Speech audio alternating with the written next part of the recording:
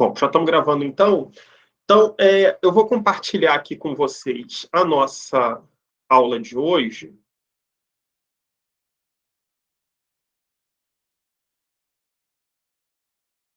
E vamos lá, gente. Primeiro ponto, são duas em especial que a gente vai trabalhar, né? Dois assuntos em especial. Aí você vai falar assim, mas e os demais assuntos?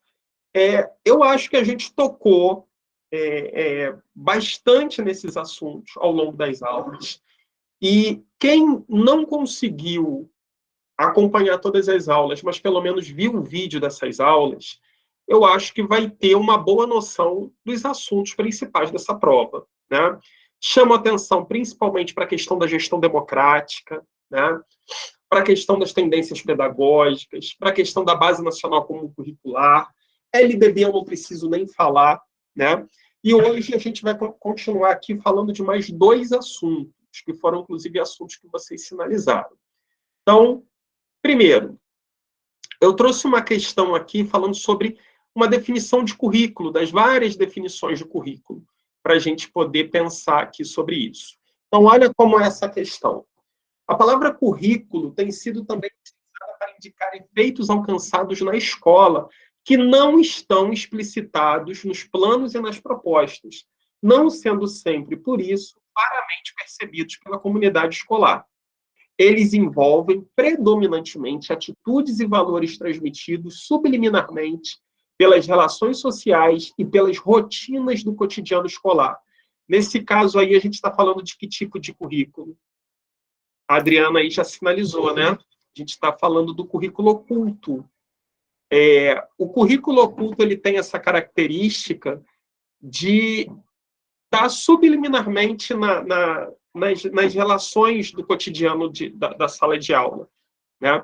Então, ele vai envolver basicamente atitudes e valores. Eu me lembro que durante as aulas eu cheguei a comentar com vocês de uma situação do currículo oculto. É aquela que o professor vai lá dar uma aula sobre meio ambiente, sobre poluição, sobre tudo mais, e depois joga papel no chão. Ou seja, o currículo oficial fala uma coisa, mas o currículo que realmente mostra as atitudes subliminares mostra outra. Mostra que... Lembrem-se sempre, o professor é um exemplo. Eu me lembro dos meus professores do ensino fundamental. Pelo menos os do fundamental, me lembro de todos, né? Grande parte deles serviram como exemplo para mim, para as minhas práticas pedagógicas e tudo mais. Então, a partir do momento que um professor, por mais que ele fale, mas a atitude dele é outra, essa atitude conta e ela faz parte do que a gente chama do currículo oculto, ok? Ficou clara aí, gente, essa questão do currículo oculto e a definição do que seja ele é importante para que, lá no momento da prova, qualquer que seja a abordagem dada a currículo oculto, vocês saibam exatamente se situar, ok? Desculpem eu estar fungando muito, porque uma possível gripe me pegou. Vamos lá. Próxima. Aqui a gente já está falando das teorias de currículo e como o currículo crítico, como a teoria crítica entende o currículo. Então, olha só, os teóricos críticos entendem o currículo como que os teóricos críticos entendem o currículo. Vou deixar vocês fazerem uma rápida leitura, depois a gente fazer essa discussão.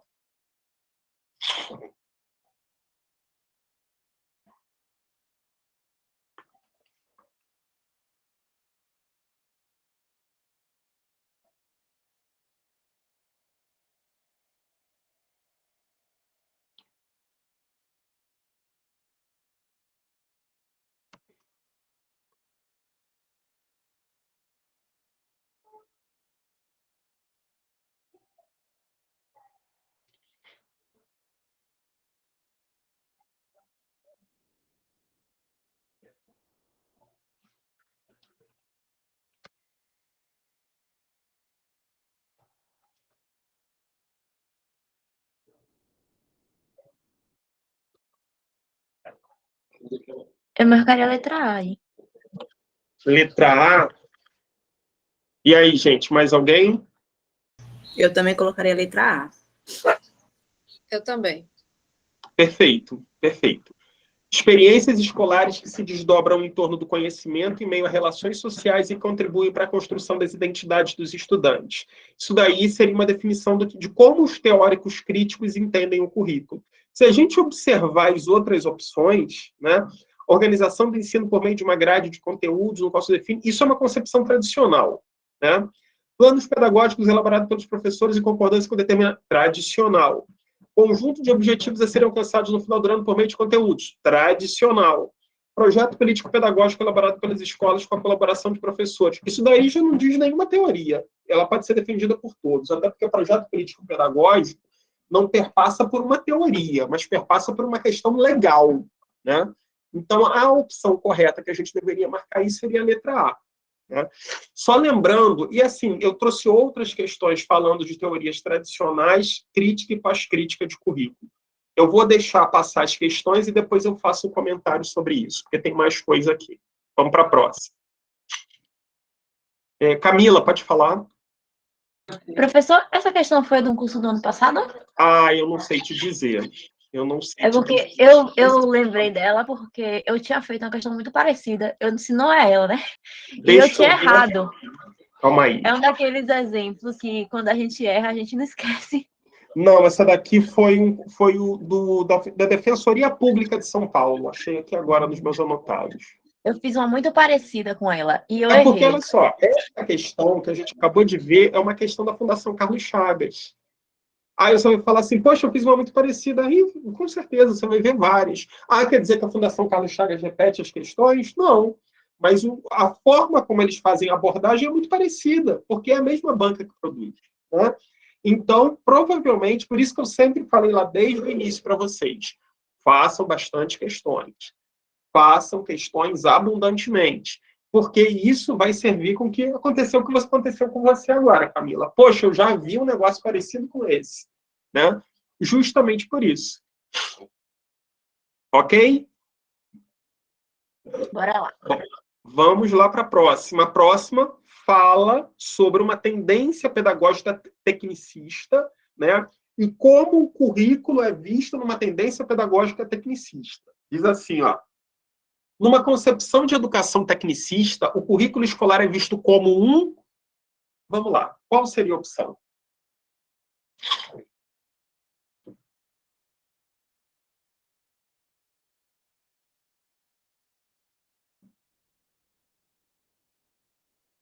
Karina sinalizou já a letra D.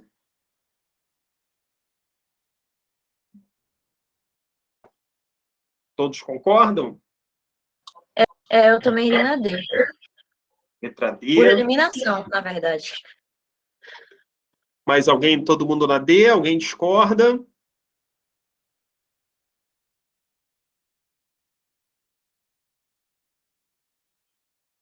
Bom, então vamos ver o que seria a letra D. Instrumento para educar o indivíduo segundo suas potencialidades e aptidões, introduzindo os alunos em uma sequência eficiente de conhecimentos.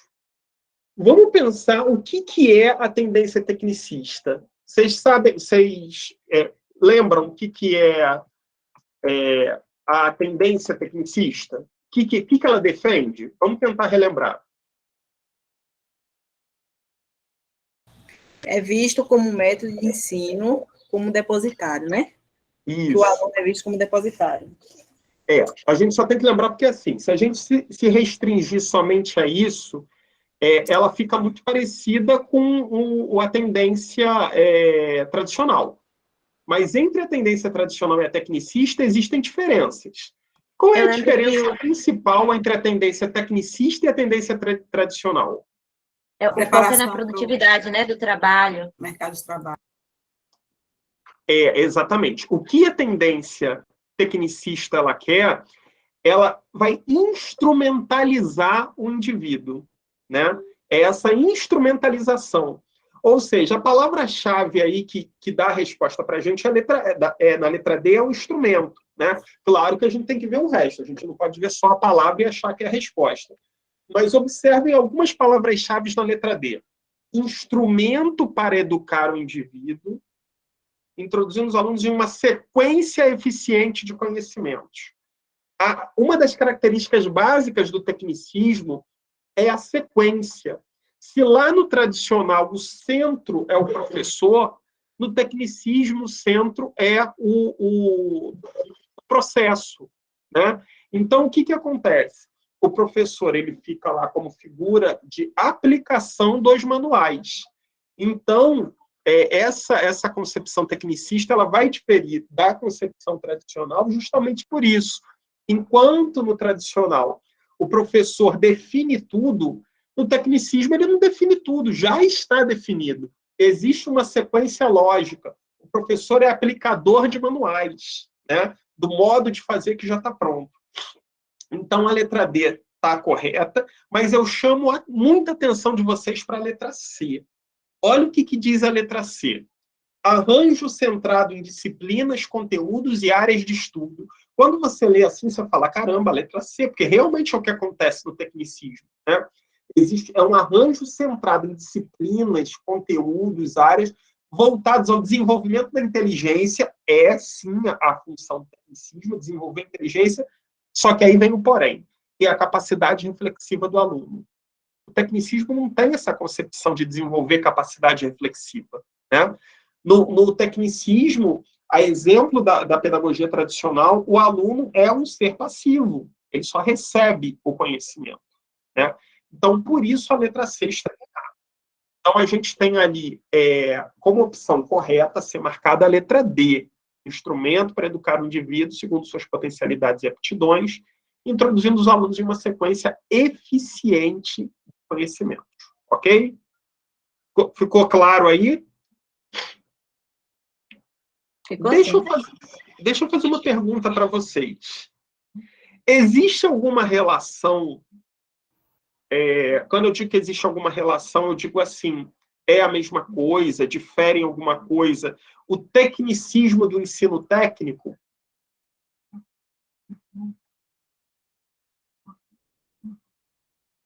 Tecnicismo e ensino técnico. Oi, Fátima, pode falar.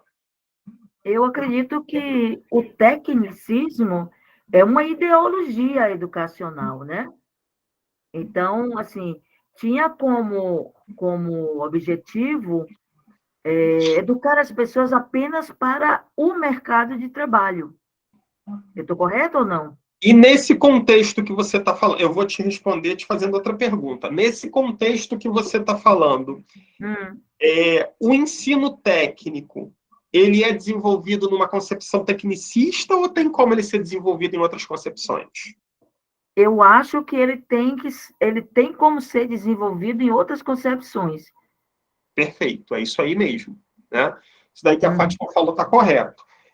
O tecnicismo ele é uma concepção filosófica de educação, é uma tendência pedagógica, né?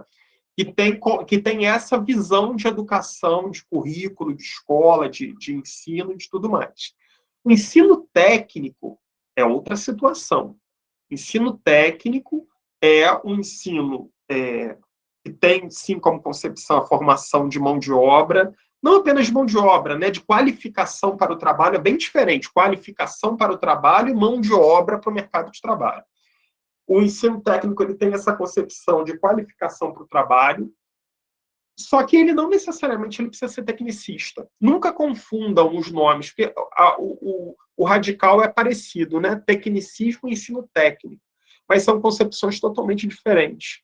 Eu posso ter o ensino técnico desenvolvido de várias maneiras, tá? Das mais diferentes abordagens. Então, uma coisa não necessariamente leva a outra, tá? São concepções totalmente diversas. Então, vamos partir para a próxima. Mais uma. Essa daqui, ó, essa é bem interessante, porque são as definições das teorias curriculares, né? Ó, as teorias curriculares nos auxiliam a compreender a realidade curricular na medida em que analisam, interpretam e criam novas acepções sobre o currículo. Relacione as colunas a respeito dessas teorias. Então, 1 seriam as teorias tradicionais, 2 seriam as críticas e 3 seriam as pós-críticas. Então, vamos à primeira aqui. Mantenha a ideia de... da questão? Desculpa. Oi? Eu não peguei o número da questão. Não entendi. Desculpa, é porque eu estou dormindo ainda. Eu não ouvi o número dessa questão, nem da outra. Mas não tem número, hoje não está numerado, não. Eu Ah, não não está numerado. Ah, tá numerei, certo. não numerei, não, Tá bom. porque Desculpa. hoje eu só estou fazendo uma revisão mesmo, então não tem numeração de questão, não. Até porque não tem nem porquê depois disso aqui, vocês não vão ter tempo para refazer nada, né? Ah, Então é não? basicamente só Não para. vai botar na plataforma, não, esse não? Vou, Fátima, mas a prova é amanhã. Vocês vão ficar estudando até que horas? De madrugada? Não vai ter muito tempo, não. Eu hoje fiquei até madrugada, por isso que eu estou com sono. Desculpa, viu? É isso que eu vou falar daqui a pouquinho de preparação. Chegou a hora de parar agora. É igual aquele pessoal que bebe, tem uma hora que a gente precisa parar para não viciar, né? Daqui a pouquinho eu vou conversar sobre isso daí com vocês. A gente acha que o excesso pode ajudar, excesso não ajuda nada, excesso prejudica. Vocês fizeram o que deveria ter sido feito até aqui. Se você pensa assim, poxa, eu podia ter feito mais, vai ter que ficar para a próxima. Agora é meio complicado. Mas vamos lá, daqui a pouco a gente conversa sobre isso. Então vamos lá. Primeira, mantenha a ideia de currículo expressando uma intencionalidade, mas outras questões, além das econômicas, são apontadas enquanto influenciadoras nas seleções dos saberes. Por exemplo, cultura, etnia, gênero. Que tipo de teoria curricular é essa? Tradicional, crítica ou pós-crítica?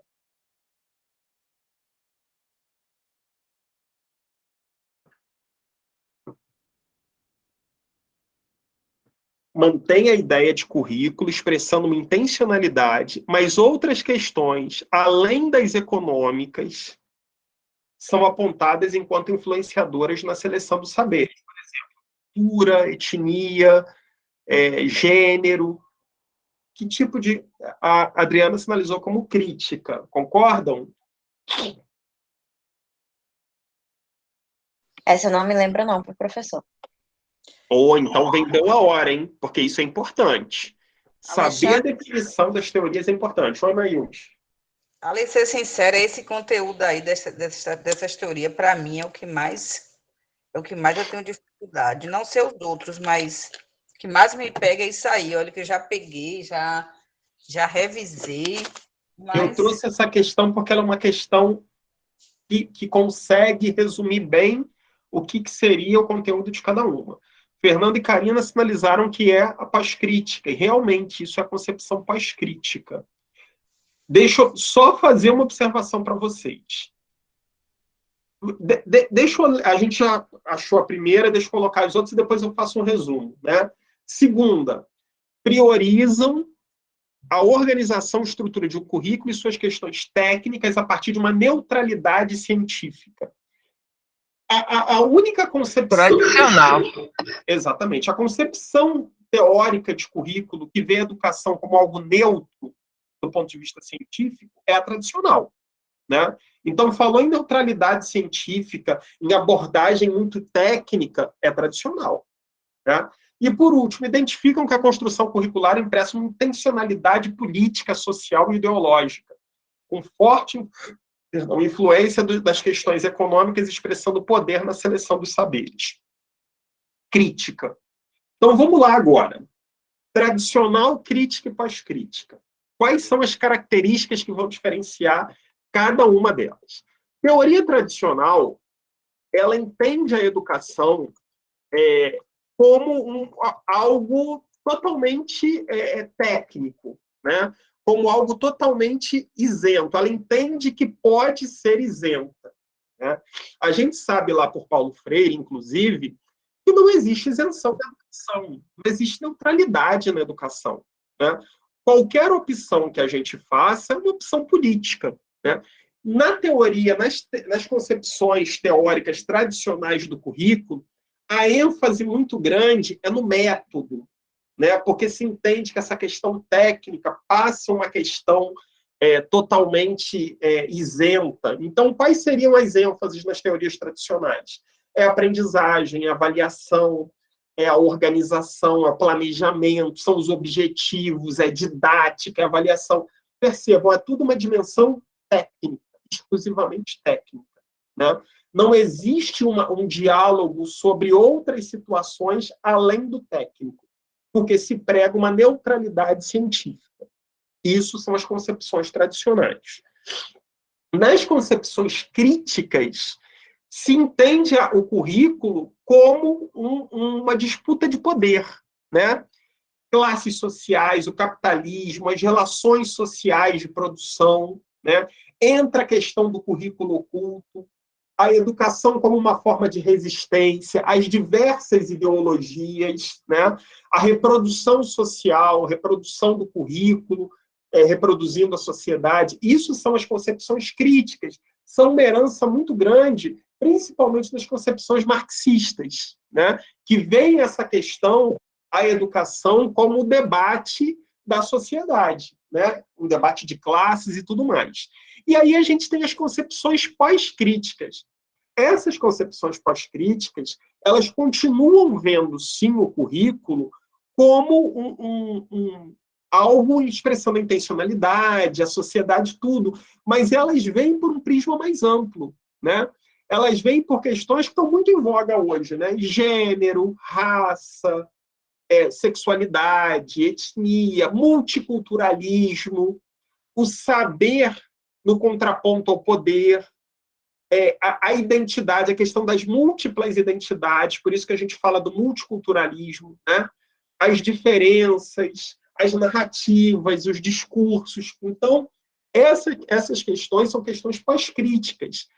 As concepções críticas, elas não entendem por esse ponto de vista dessas múltiplas identidades. As concepções críticas, elas entendem apenas como uma reprodução de classes, uma reprodução ideológica entre classes sociais, entre capitalismo e outras formas de organização da sociedade, né? Resistência ao poder, né? Apenas o poder, enquanto a teoria pós-crítica faz a relação entre saber e poder, e é assim que elas dialogam entre si. Ficou claro aí, gente, essas diferenças entre as teorias, essas concepções? Sim, ficou. Pronto. Então, a opção que a gente deveria marcar aí seria a letra A, né? Letra A, 2, 1, 3. Teorias... Não, perdão, letra B, 3, 1, 2. A primeira seriam as teorias pós-críticas, a segunda seriam as teorias tradicionais e a terceira seriam as teorias críticas. Ok? Então, seguimos.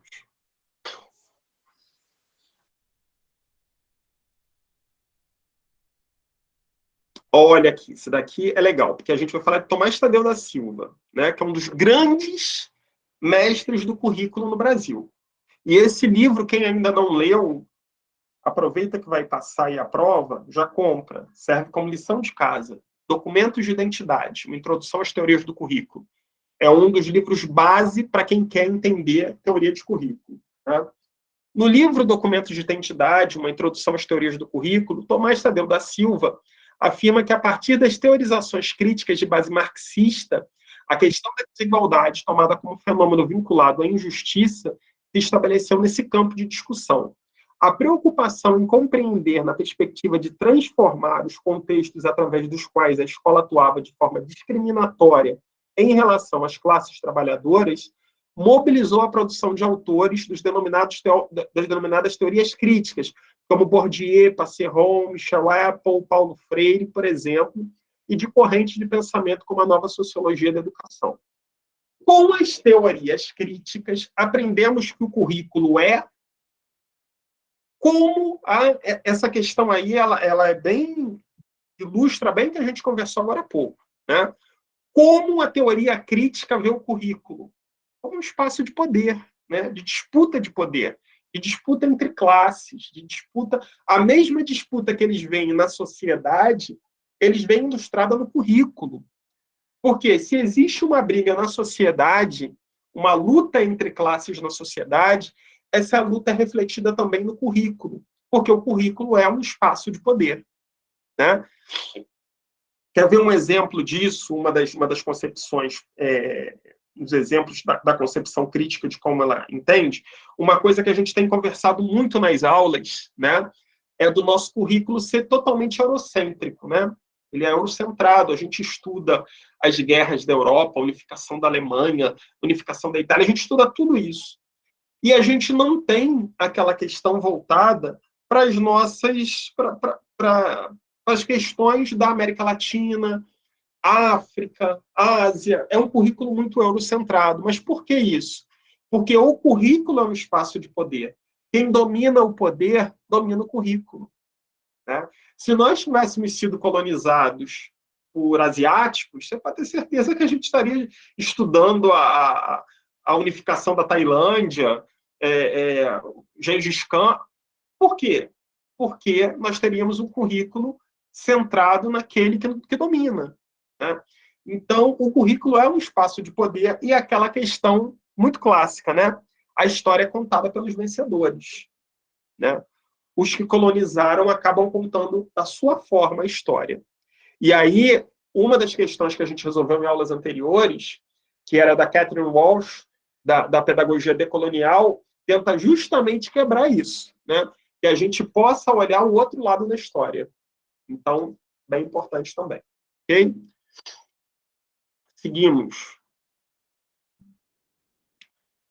Segundo Silva, olha aí, ele de novo. Segundo Silva, o fenômeno chamado multiculturalismo tem sua origem nos países dominantes do norte, grupos culturais dominados no interior daqueles países para terem suas formas culturais reconhecidas e representadas na cultura nacional. Nessa perspectiva, Tomás Tadeu da Silva afirma que identidade, alteridade e diferença, subjetividade, significação e discurso, representação, cultura, gênero, raça, etnia e sexualidade, multiculturalismo são características das teorias de currículo. Que teoria de currículo diz tudo isso? Letra D. Perfeito, as pós-críticas, né? As teorias pós-críticas, elas são centradas nessa concepção de diversidade e de múltiplas identidades. Tá? O que são essas múltiplas identidades? A gente ouve muito falar ultimamente no identitarismo, né? É porque as pessoas elas não se veem como ocupantes de uma classe social. Elas se veem ocupantes de identidades. Então, a pessoa ela pode se ver como negra, como mulher, como latina, como homossexual. São múltiplas identidades. E ela se vê em cada uma daquelas. Então, esse fenômeno multicultural, esse fenômeno das múltiplas identidades, é uma das características da discussão das teorias do currículo na concepção pós-crítica. Ok? Então, a opção aí que a gente marcaria seria a letra D. Vamos para a próxima.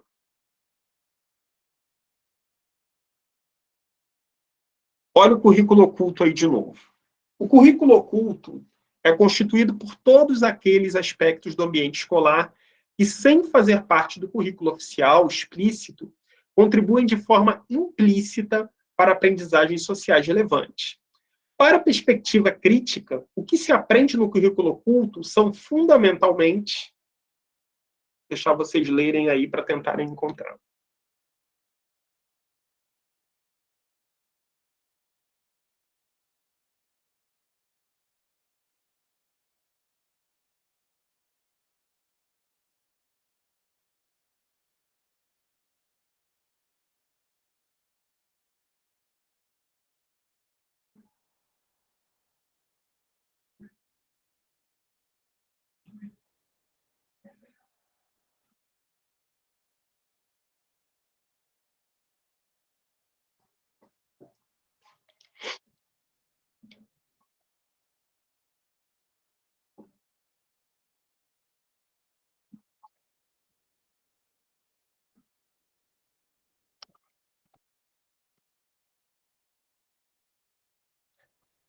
Professor?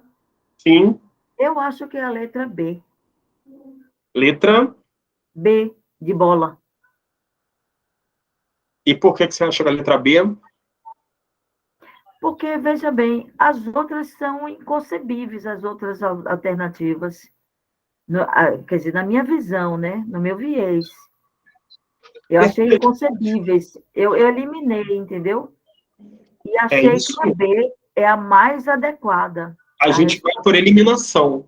E realmente a letra B é a que melhor define uma concepção de currículo oculto numa perspectiva crítica, né? O que seria esse currículo oculto? São as atitudes, comportamentos, valores e orientações que permitem que crianças e jovens se ajustem da forma mais conveniente às estruturas sociais, né? O currículo oculto está diretamente ligado a comportamentos, a atitudes, a valores. Quando a gente fala no currículo oculto, a gente não está falando num currículo formal, a gente não está falando o que está nos documentos, mas o que está implicitamente inserido naquilo, né? Na educação como um todo. A gente costuma até dizer que o currículo oculto é o verdadeiro currículo da escola, né? Que uma coisa é o que está intencionado e outra coisa é o que realmente acontece. Ok? Então, opção correta, a letra B de bola. Vamos para a próxima. Aqui a gente já começa a falar de avaliação, que foi um outro tema que vocês sinalizaram, né? Ó, a professora Dolores leciona na escola Mundo Novo para a turma de 3º ano do ensino fundamental. Ao iniciar o ano, realiza uma avaliação para verificar o que os alunos dominam em relação aos saberes das diferentes áreas do conhecimento. Existem objetivos gerais para a série e, com base naquilo que foi notado na primeira avaliação de cada aluno, a professora procura auxiliá-los a avançar em relação aos objetivos estabelecidos para todos e para cada um. Realiza avaliações sistemáticas durante o ano, não necessariamente por meio de provas, que indicam como o aluno está naquela etapa do ano letivo, e faz tabulação de seus saberes e dificuldades para ponderar acerca das intervenções que deve realizar com cada aluno para que avance. Ao final de cada trimestre, há provas com notas. Se o aluno atinge a média 7, ele é aprovado para o ano subsequente. Nessa perspectiva, são citadas, respectivamente, a avaliação. Percebam que a professora trabalha com vários tipos de avaliação aí, né?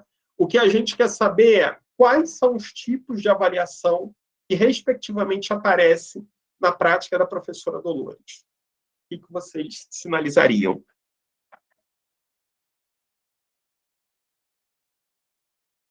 Ai, Alexandre, que questão grande é essa, misericórdia? Oi? Que questão enorme. Eu achei até pequena. Primeiro, ela utiliza a diagnóstica, pelo que eu estou vendo aqui. Aí, depois, ela vem com a formativa e, por último, a somativa? Diagnóstica, formativa e somativa. É isso? Eu estou vendo assim. Só que não tem essa opção aí, não. É verdade. E aí? Peraí. Qual é a primeira que vocês conseguem enxergar aí? Diagnóstica. Diagnóstica, né? Ela, ao iniciar o ano, ela realiza uma avaliação para verificar o que os alunos dominam em relação aos saberes das diferentes áreas do conhecimento. Primeira avaliação é diagnóstica, já aparece aí, né? Aí vamos lá, vamos seguir. Existem objetivos reais para a série, com base naquilo que foi notado na primeira avaliação de cada aluno, a professora procura auxiliá-los a avançar em relação aos objetivos estabelecidos para todos e para cada um. Aqui eu tenho outro tipo de avaliação. Que tipo de avaliação é esse? Formativa. Formativa. Aqui eu tenho avaliação formativa, né? Então, legal. Realiza avaliações sistemáticas durante o ano, não necessariamente por meio de provas, que indicam como o aluno está naquela etapa do ano letivo, e faz tabulação de seus saberes e dificuldades para ponderar acerca das intervenções. Que tipo de avaliação é essa? Diagnóstica de novo. Diagnóstica de novo. Ela avalia, vê onde o aluno está com dificuldade, tabula isso para poder trabalhar exatamente, fazer essas intervenções. E depois, ao final de cada trimestre, há provas com notas. Se o aluno atinge a média 7, ele é aprovado para o ano subsequente. Que tipo de avaliação é essa? A letra A. Ai, que raiva. Somativa. Essa é somativa, né? O que é avaliação somativa? Ela pega as avaliações de trimestre, soma tudo e faz uma média. Se atingiu 7, passou. Se não atingiu, um abraço. Então, Quais são as avaliações que aparecem aqui? A diagnóstica, a formativa, novamente a diagnóstica e, por último, a somativa. Letra A. Ok? Então, percebam, a questão é grande, é preciso resolvê-la ponto a ponto. Quando eu falo para vocês, durante as aulas, não sofram em cima da questão. Não sofreu uma coisa. Outra coisa é não ler tranquilamente. Marquem, vão marcando, vão a caneta, vão grifando os espaços, vão rabiscando. Todas as minhas provas são rabiscadas, eu rabisco tudo, né? Justamente para eu saber. Faz um colchete, ó, daqui até aqui, avaliação diagnóstica. Pronto, aqui, essa daqui é diagnóstica, não tenho dúvida. Essa daqui até essa daqui, ó, essa daqui eu não sei. Mas aqui eu já identifiquei outra, ó, essa daqui é somativa. No final, eu sabia que tinha uma somativa, né? Então, é isso que vocês têm que ir. Aproveitem a prova para isso, né? Rabisquem a prova. Ficou claro aí os tipos de avaliação, gente? Sim. Sim. Então, vamos para a próxima.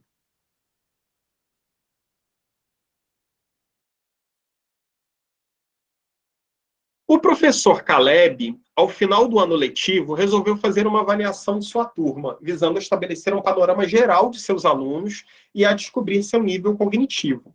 Fez também uma classificação quantitativa dos estudantes para descobrir quais deles absorveram o conteúdo ministrado em sala de aula. Com base nessa situação hipotética, assinale a alternativa que apresenta o tipo de avaliação que o professor Caleb utilizou. Qual foi o tipo de avaliação que o professor Caleb utilizou aí?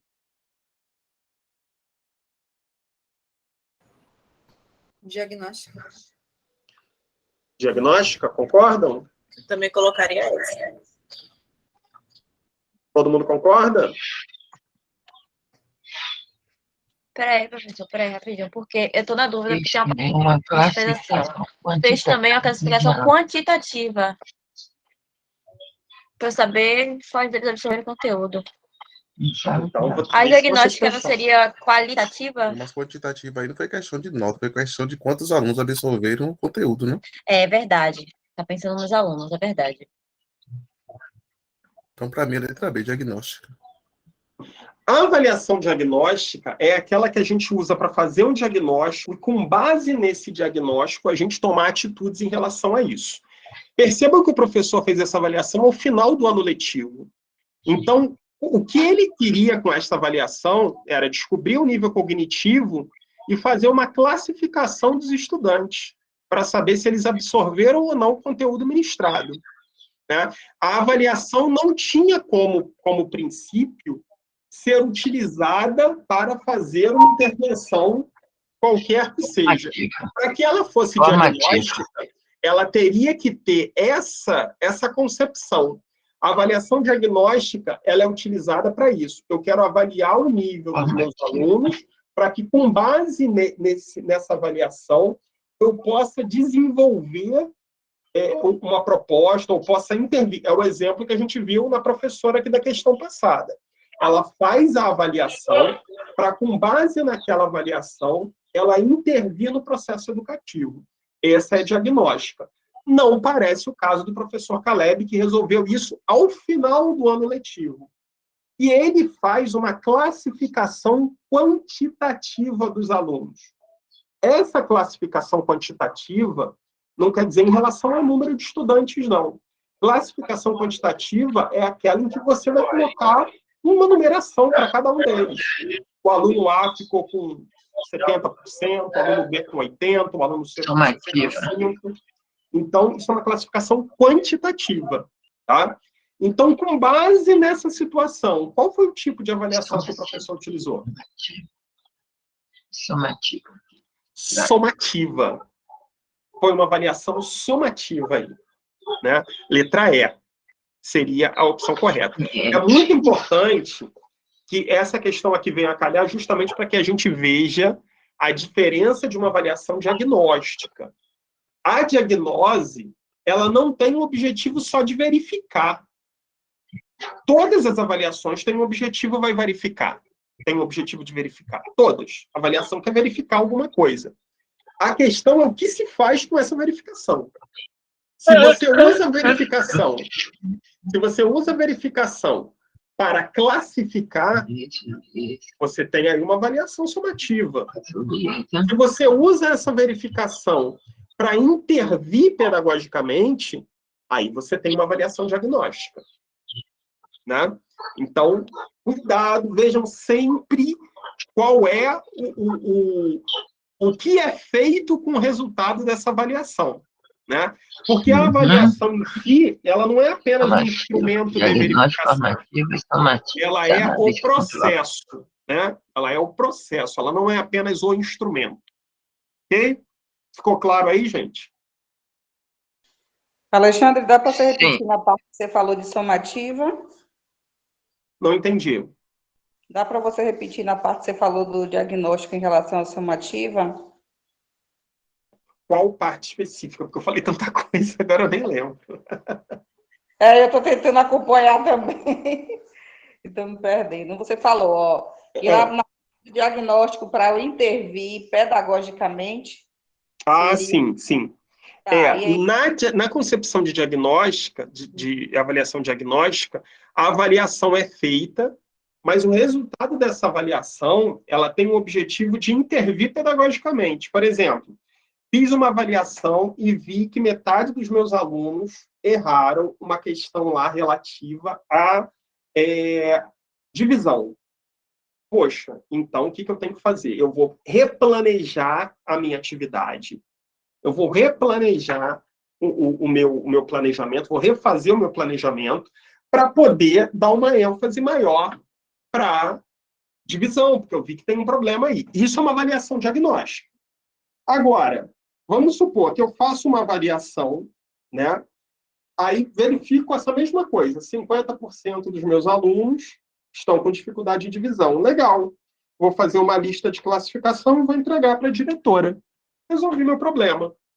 Isso é uma avaliação sumativa. Né? Os dados que eu utilizei só tem como objetivo saber o que eles sabem ou o que eles não sabem. Mas com esses dados não há nada feito, não há nada... não existe uma perspectiva de intervenção. Se não existe essa perspectiva de intervenção, ela não é diagnóstica. Né?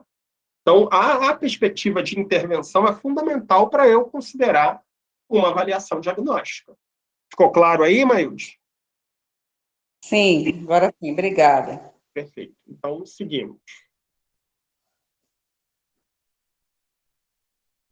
Olha a outra aí, ó. Sua finalidade é avaliar durante o processo de aprendizagem se os conteúdos e ensinamentos transmitidos foram ou não bem assimilados pelos discentes, se favorecem ou não o desenvolvimento de habilidades e competência que se propõe. Ou seja, essa avaliação é tratada como uma ferramenta avaliativa utilizada cotidianamente em sala de aula e consistiria no olhar atento do corpo docente em relação aos discentes, de modo rotineiro, viabilizando uma reengenharia educativa. Que tipo de avaliação a gente está falando?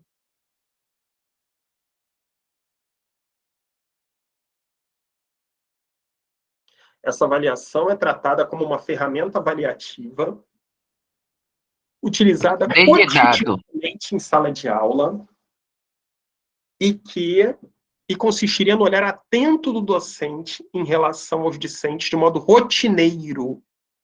Percebam que quando a avaliação ela é rotineira, ela não passa a ser apenas ao final do processo, mas que ela é totalmente parte do processo. A gente tem aí uma avaliação formativa, né? Letra D de dado. A avaliação aqui nessa concepção ela é uma parte do processo educativo. E é ela quem viabiliza uma reengenharia educativa. Vocês percebam que o exemplo, aquele primeiro exemplo que a gente fez da professora, que ela faz vários tipos de avaliação, é assim que acontece. Né? A gente faz uma avaliação diagnóstica, e aí, com base nisso, a gente pode fazer várias diagnoses, porque a avaliação formativa como um todo, ela vai ter esses outros tipos de avaliação acontecendo. Oi, Adriana, pode falar. Ô, Alexandre, no momento, a gente está pouco acostumado com a palavra formativa, aí a gente usa mais assim, é porque nossa avaliação ela é processual, não é isso? Porque assim, processual é o que diz, inclusive, a legislação. A legislação fala que a avaliação tem que ser processual, né?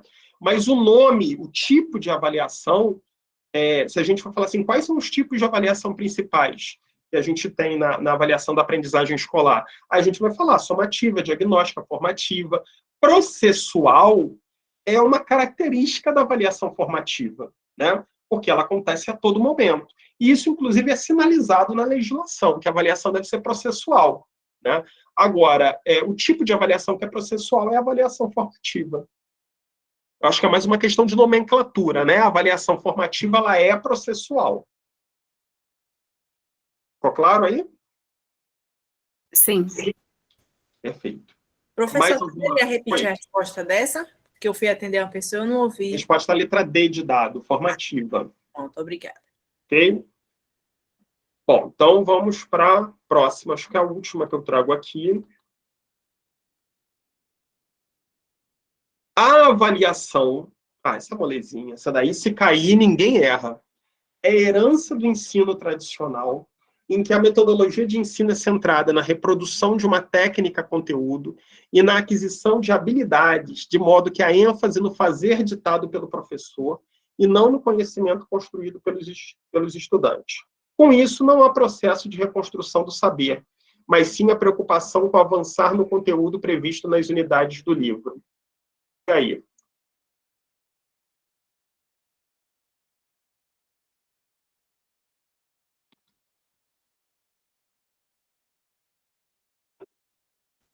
Letra D. Mas esse negócio do exceto aqui, eu tinha que ler com muita atenção para poder eu não marcar errado, só por causa desse exceto aí. Mas é letra D, eu acho. Não, calma aí. Cuidado, não é exceto. Não é exceto, é excerto. É isso que eu tô te falando, que na hora da pressa, assim, tem que ler com muito cuidado para eu não considerar que tá pedindo exceto. Entendeu? Exatamente. Tomem cuidado, porque a palavra muda, né? A gente está falando aqui do excerto. O que é excerto? Excerto é como se você tivesse uma citação a alguma coisa, né? O excerto é um fragmento, é um trecho de alguma coisa. Então, aqui nesse excerto ali em cima, a resposta que melhor cabe, a herança do ensino tradicional, que principalmente aquele do fazer ditado pelo professor, né? Tudo isso é avaliação classificatória, letra D de dado. Cuidado para não confundir o excerto com o exceto. Exceto é quando você tira alguma coisa, exclui alguma coisa, né? Então, a opção aqui correta seria a letra D de dado. Ok? Bom, pessoal, alguma dúvida aí nessas questões que a gente abordou? Alguma pergunta? É aquela, fale agora ou cale-se para sempre. Eu não vou... Professor, bom dia.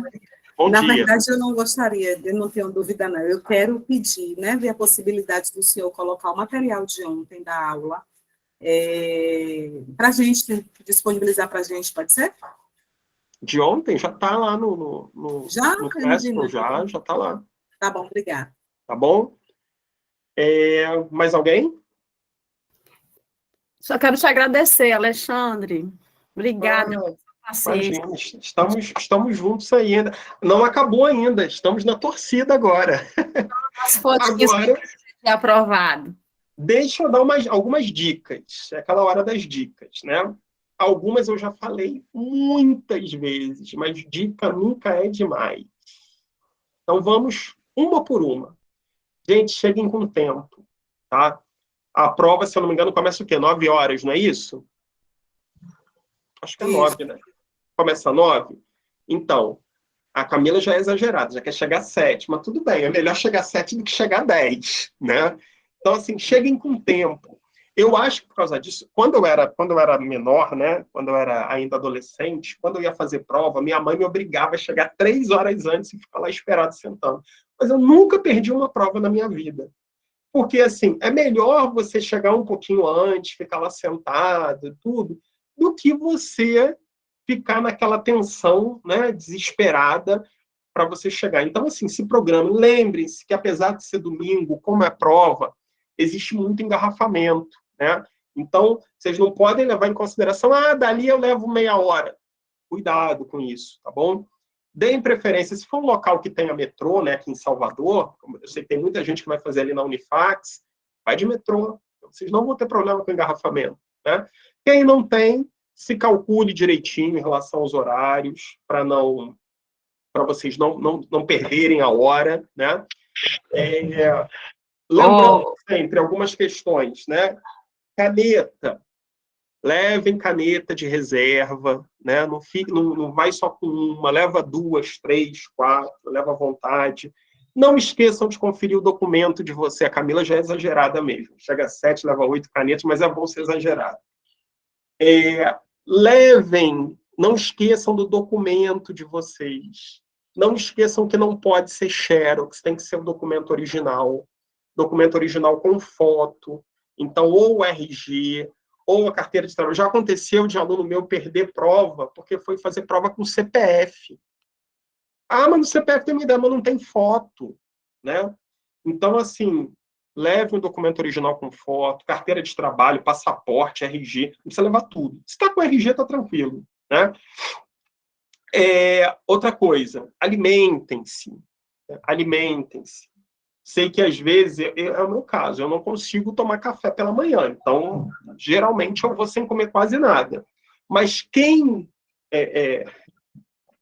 consegue, tome um café, não vai exagerar também comer o mundo para depois passar mal, né?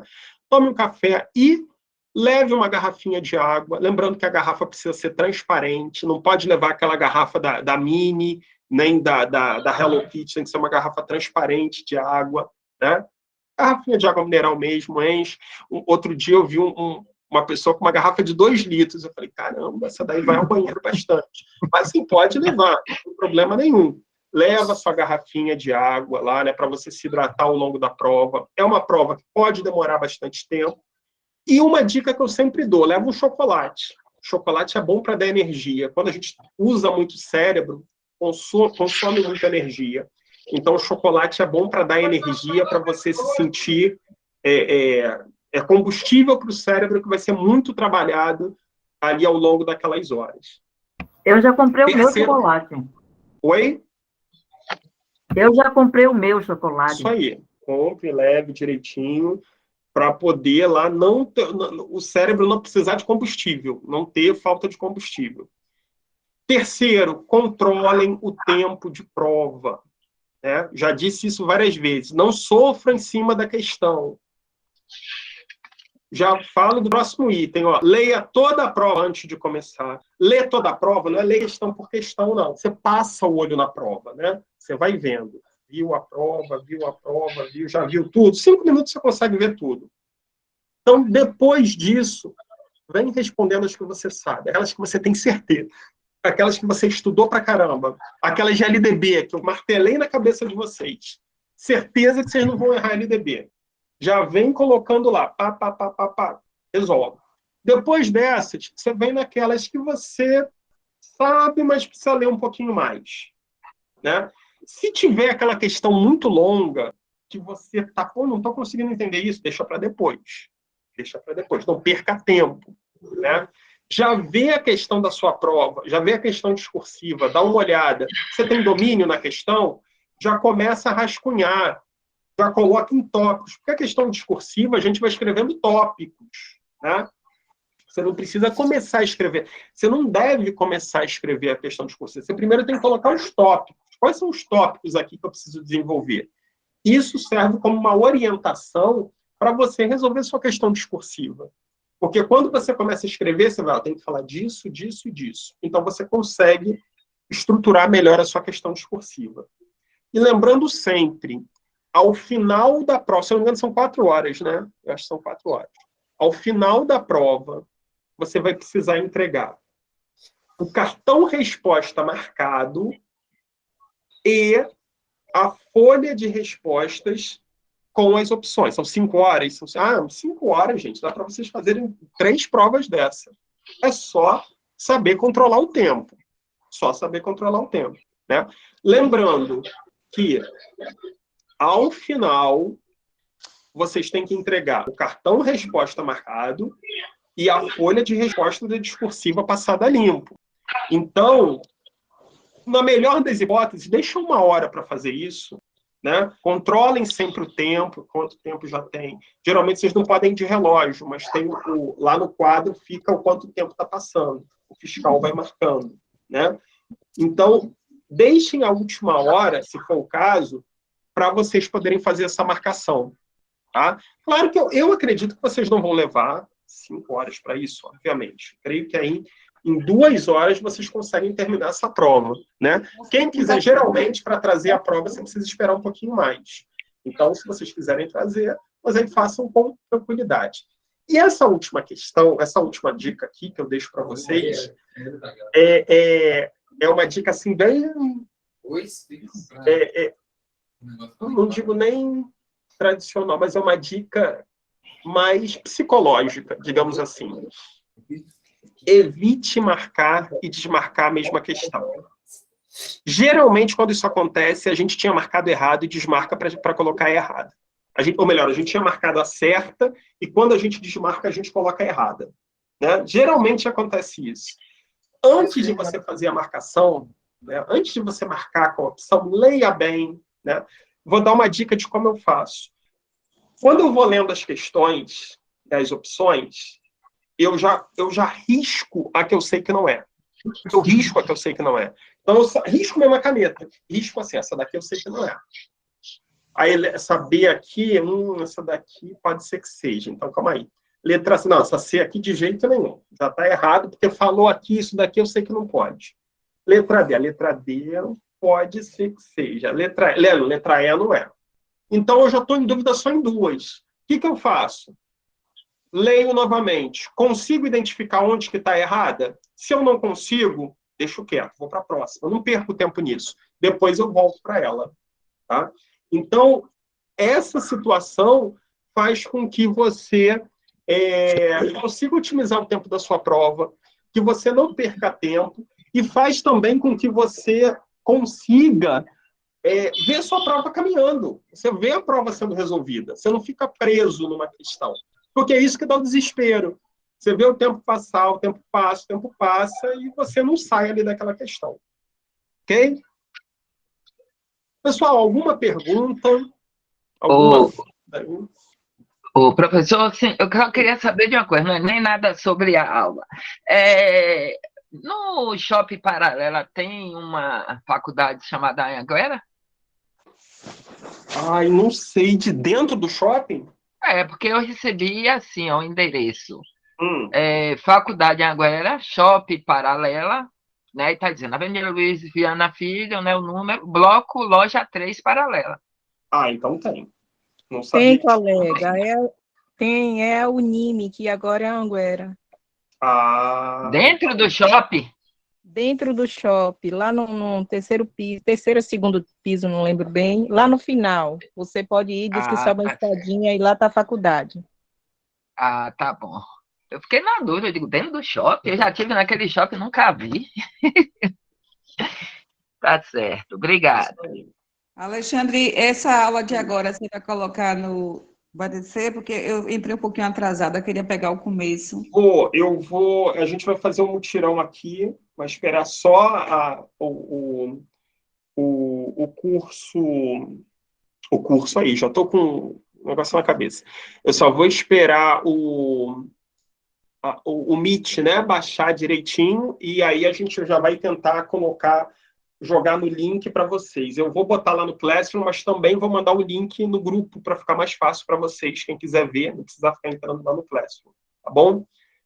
A Adriana falou aqui do curso do MP. A gente começa terça-feira, tá? O curso do MP.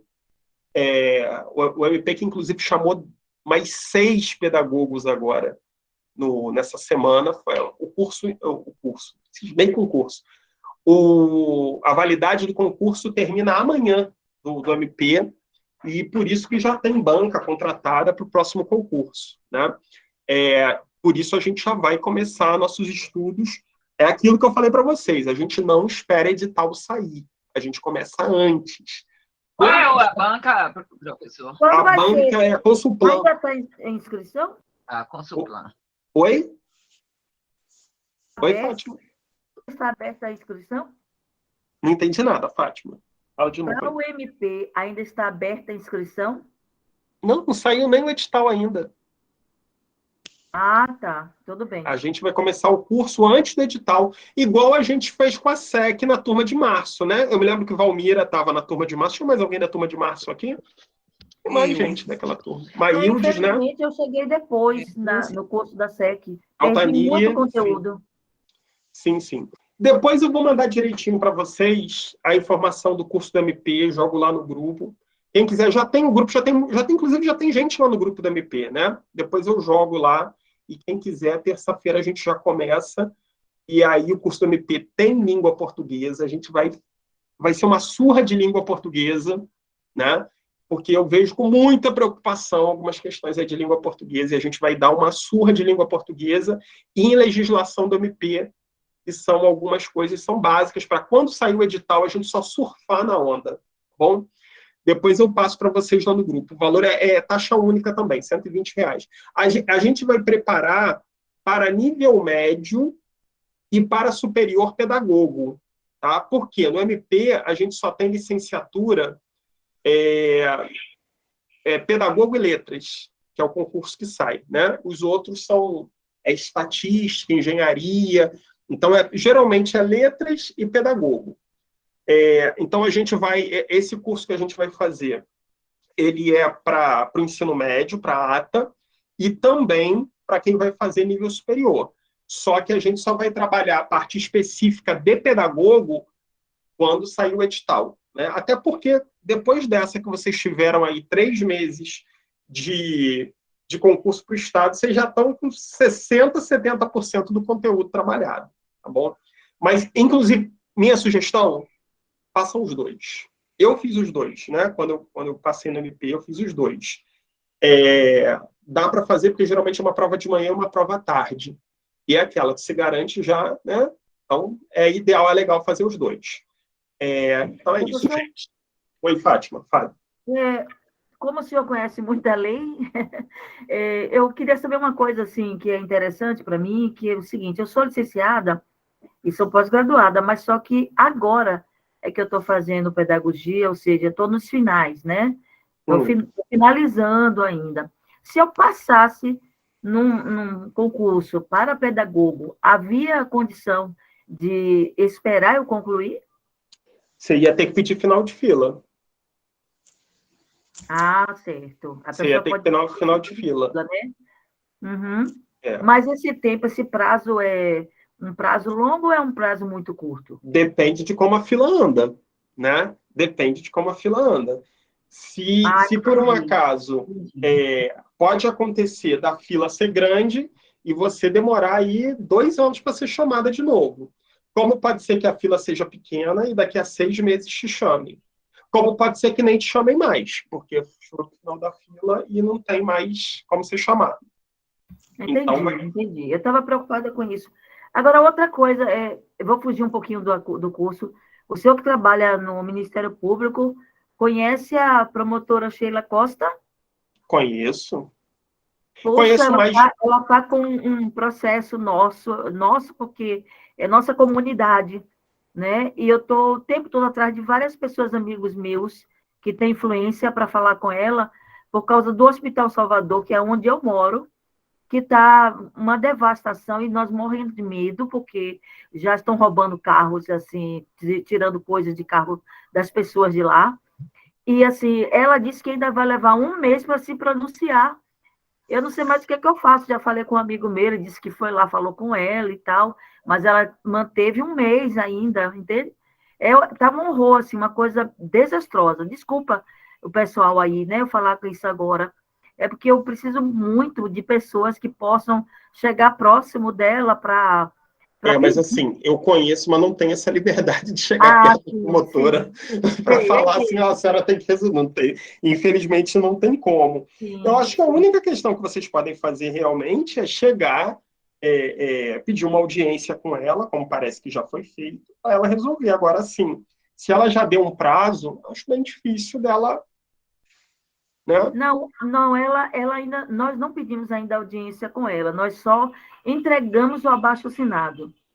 Então peçam uma audiência com ela, peçam na promotoria uma audiência,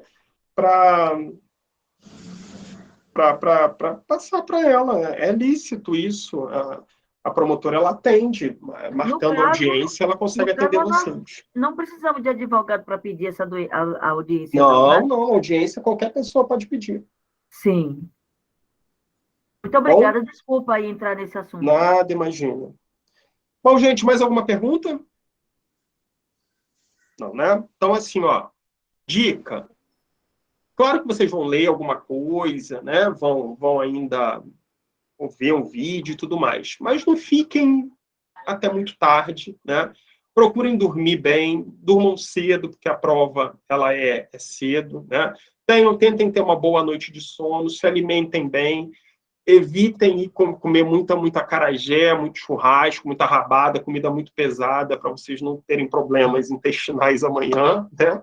As coisas básicas.